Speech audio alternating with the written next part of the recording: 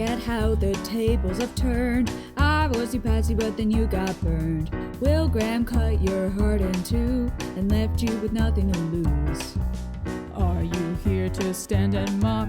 I thought you came so we could talk. Pull up a chair and put down the food.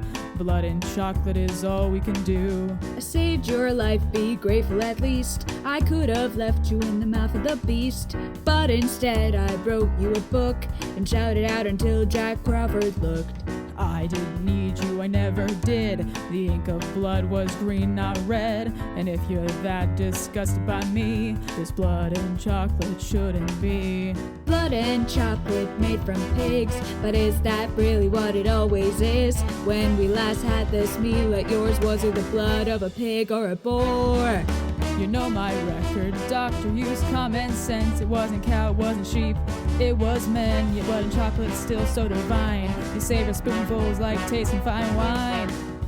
Sanguinaccio dolce. One of my favorite desserts. Blood and chocolate. That should have been the subtitle of my book, but I promised myself I would never use colons in my titles. Colons lose their novelty when overused. You'll have to write another book. I am, but not about you. Like overused punctuation, the novelty of Hannibal the Cannibal has waned now that you've been solved.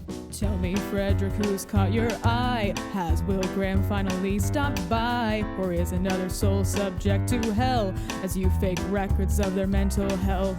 The Tooth Fairy, if you really must know. The papers love him cause he puts on a show. The symbolism of the mirrors he breaks makes the people have 1,000 different takes.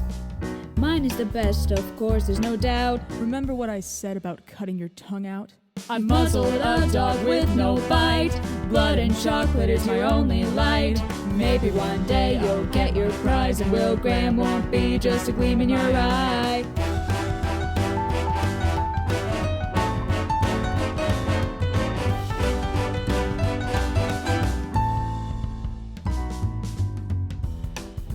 The Tooth Fairy isn't as snappy as Hannibal the Cannibal, but he has a much wider demographic than you do. You with your fancy illusions and fussy aesthetics will always have niche appeal, but this fellow, there's something so universal about what he does. Kills whole families and in their homes, strikes at the very core of the American dream.